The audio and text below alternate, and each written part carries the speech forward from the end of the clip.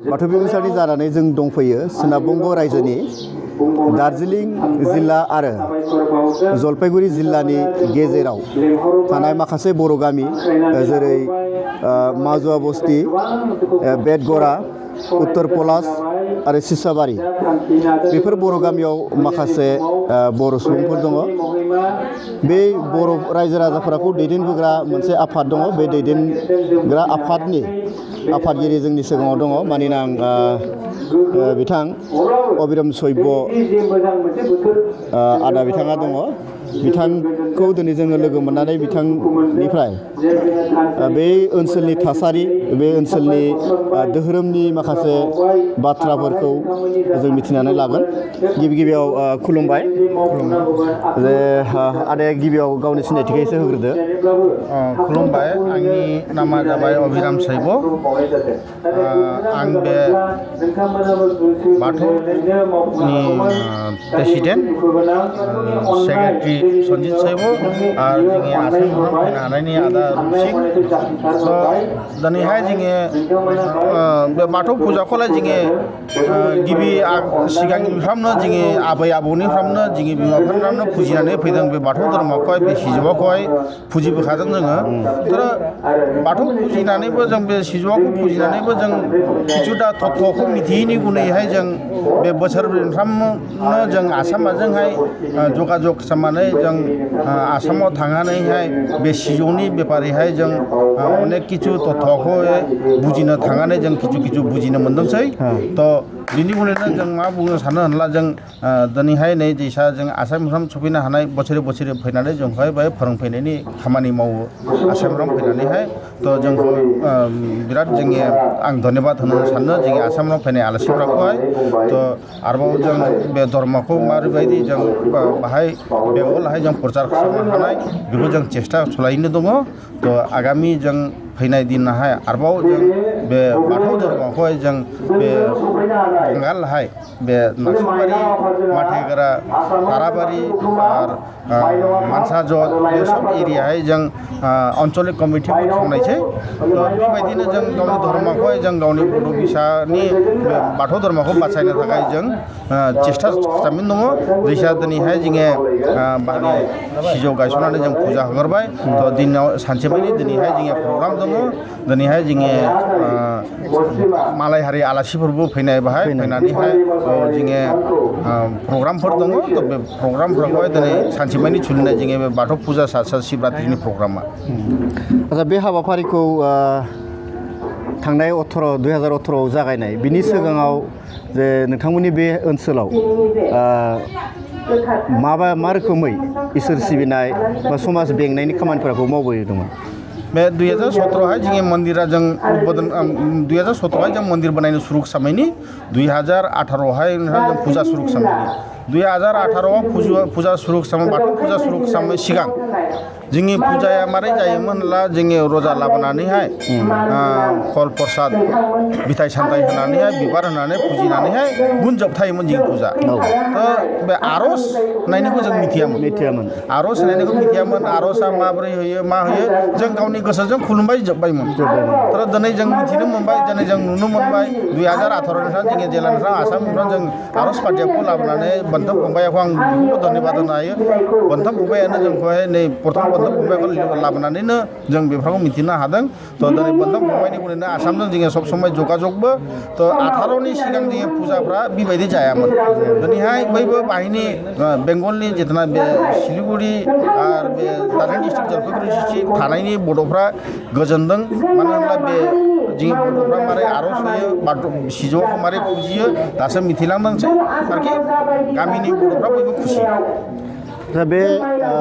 हाबाफारिखौ जागायनायनिफ्राय 2018निफ्राय जेब्ला आसामनि मानसिफोरा फैनानै बाथौ धोरोमनि बागै नोंथांमोननो फोरमायबाय, सिजौ गायनायनि बागै फोरमायबाय, तत्वफोरखौ फोरमायबाय। बिनि उननिफ्राय जे हाबाफारिखौ जागायबाय, बिनि उनाव नोंथांमोननि बे हालामनि रायजो राजाफोरनि जि सोलायनाय, जे परिबर्तन, बेनि बागै नोंथांनि मोन्दांथिया मा? बेखौ एसे सम नांबाय। मानो होनब्ला दिनैहाय मियानिफ्राम जोङो दिनैहाय नै जोङो बाहिनि दाउरि गासे फुजा होबाय सिजौआवहाय। बाथौआहाय आरो गासै आसामनि माबोरै बायदि होयो बेखौ होनानै फुजाखौ माने फुजा होनानै दिन्थिबाय थ' बेखौ दिन्थिनाय मोजां मानो होनब्ला आस्ते आस्ते मिथिलाङै बे जिनिसखौ बिनि उनाव परिबर्तनाव जों आगान होनाय बे परिबर्तना जों मानसिखौ बुजायनानैसो परिबर्तनाव थांनो हानाय दा बर'फ्रा दा खुलुमबाय आसामनि होनायनि फुजाफ्रा मारै नुबाय दा बेबायदिनो आस्ते आस्ते बयबो बर'फ्राव बुजायनानैहाय जों टटेल जोंनि जे फुजा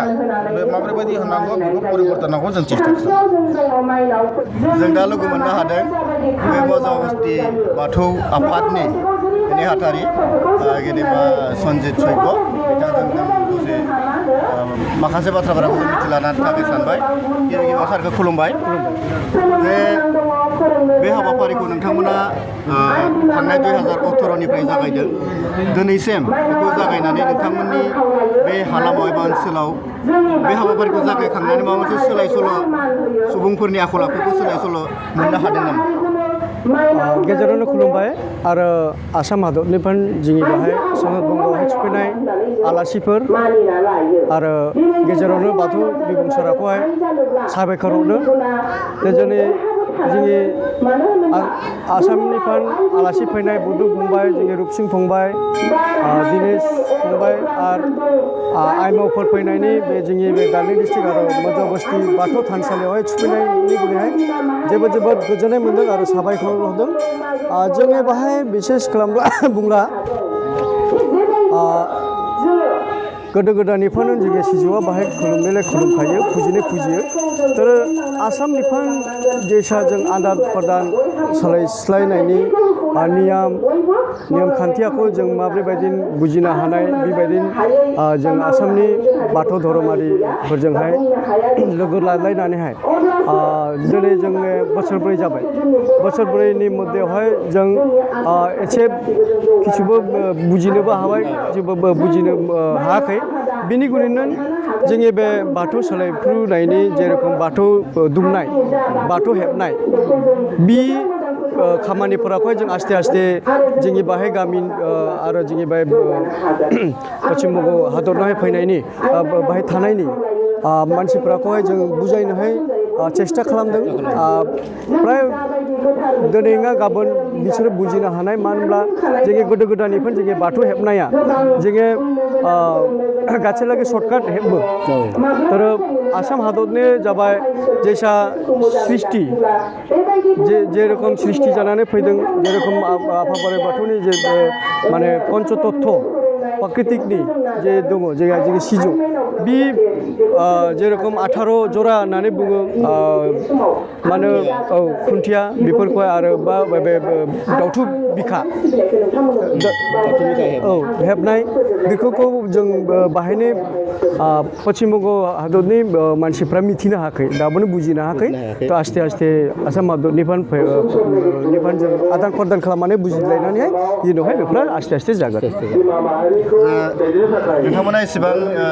नाजानानै खस्थ' खालामनानै जे हाबाफारिखौ मावगासिनो दङ बेयाव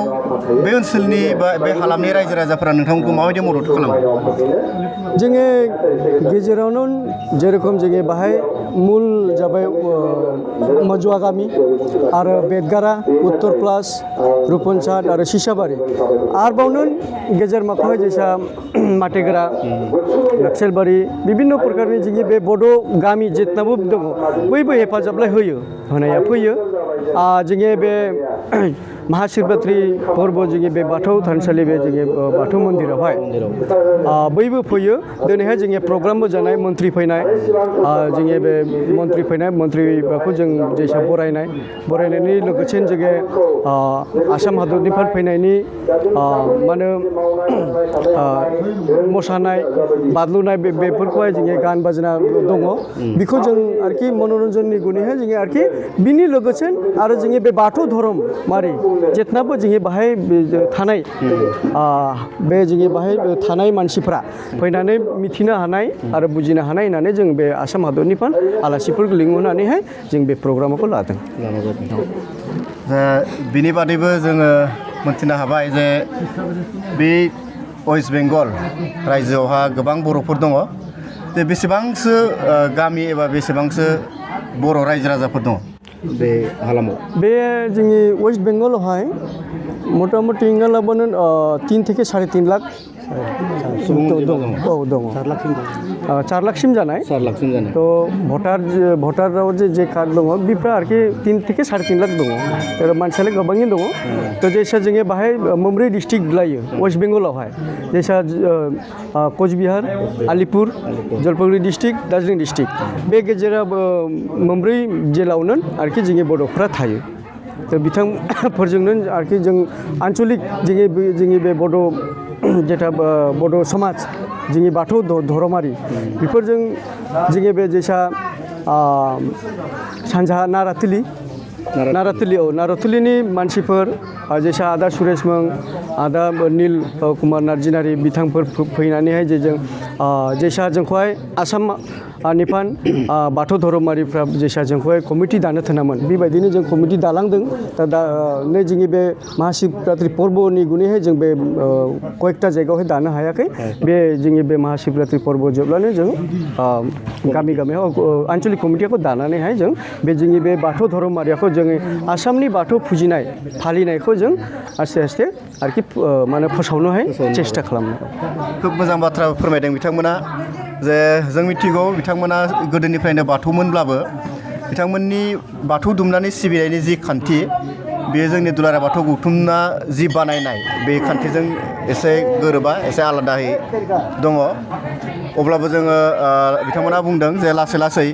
बिथांमोना नाजालांगोन जों जेब्ला जोंनि बाहाय गोदाय जेसा फुजिबोदों बा फालिबोदों तर जोंनि बाहाय बाथौ थानसालि बाहाय बाथौ मन्दिर लुनायनि जोंनि सिमां जोंनि सासे बुरैसा सिमां नुदोंमोन सिमां नुनायावहाय बाहाय बाथौ थानसालिनि मन्दिर मोनसे लुनांगौ होननानैहाय बुंनायनि गुनै जों साब्रै साबा लोगोफोर जैसे आदावराम मन्टु आरो गोबाङै दङ बिथां बयबो लानानैहाय जैसा नरेश अजित गोबाङैनो दङ बयबो जों बे खामानिखौ जों सुरुवात खालामासै आरोखि सुरुवात खालामनानै परे जैसा जों जोंनि गुमै दिलाया बुङासै नङा बे बाथौ थानसालिखौ नोंसोरो आसामावहाय जे भाबे बाथौ थानसालि बानायदों मोनबा धापनि बे बाथौ थानसालिखौ बानाय होननानै डिजाइनखौ बानायनोहाय गुमै दिला बुंनानैहाय इयुनावहाय जैसा जोंनि बे बुनथुम फंबाया बिथाङा फैनानैहाय बेजोंनो आरोखि आदान प्रदान जानानै जों जेब्ला आसामावहाय जे बे तत्त्वखौ बुजिनोहाय जोंनि बाहाय आसाम माने वेस्ट बेंगलनि मानसिफोरा जे बे माब्रैबायदि फुजिया बाहाय आरोखि सर्टकाट फुजियो गोदो गोदायनिफ्राय सर्टकाट फुजियो तर आसामनि जाबाय तत्थ हिसाबावहाय जैसा मोनबा तत्थ जैसा सिजौनि जैसा हेबनायनि माने विभिन्न प्रकारनि आरोखि तत्थ बुजिनो गुनै जोंखौहाय बुनथुम फंबाया लिंहरनानै जेब्ला जोंनि बे बिथां रुपसिं फंबाया बे साजेनि हिर' बिथाङा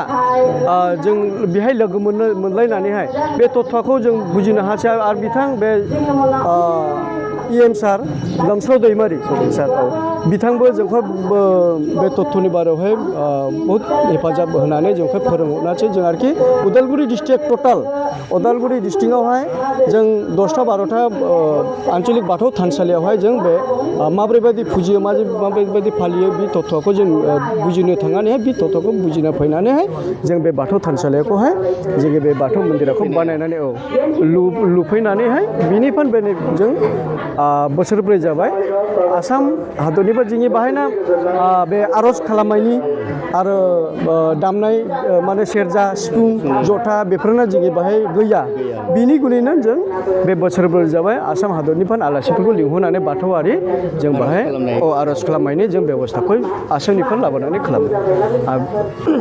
बिनि गेजेरावनो जों बोसोरे जों सिजौ बरायनानै लाबोनानै सिजौ गायनानैहाय बे नियम खान्थि आसार खान्थिखौ जों फालियो जोबनायाव बे हालामनि रायजो राजाफोरखौ थांखिनानै माबाफोर बुंनो सानो नामा बे ओनसोलनि रायजो राजाफोरखौ थांखिनानै माबाफोर बुंनो लुबैयो बे आनसलिकनि रायजो राजाफोरखौ आं एसेबां खावलायहरनो सानो रिकुवेस्ट खालामो जे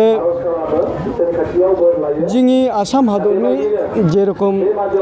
नियम खान्थि सिस्टेम खुलुमनाय फुजिनाय आर'ज खालामनाय आरो दामनाय सेरजा सिफुं जथा बेफोरखौहाय मानो लोगोसेन जोंथा लोगोसेन लोगो लालायनानैहाय बेफोरखौहाय सोलोंब्ला आसाम हादरनो फैनायनि आलासिफोरजोंहाय जे आर'ज पार्टि बेफोरजोंहाय लोगोसे फैनानै सोलोङोब्ला गाबोननि दिनावहाय जोङो बाहायबो आनसलिकनिबो आर'जखौ गावनो गाव लानो हानाय आरो जोंनि बे सिस्टेम नियमखौ जों बुजिनो हानाय बेखौनो आं गामिनि मानसिफोरखौ खावलायनो लुबैदों बिथाङा मोनसे खोब मोजां बाथ्रा खावलायबाय जे बे हालामनि रायजो राजाफोरखौ जोंनि आसाम रायजोआव जेरैबायदि आर'जनि हाबाफारि जायो बेनि सोलोंनायनि प्रसेसखौ बिथांमोनाबो लुबैयो निस्सय मोनसे समाव मावफुंजागोन जोबोद जोबोद साबायखर थाबाय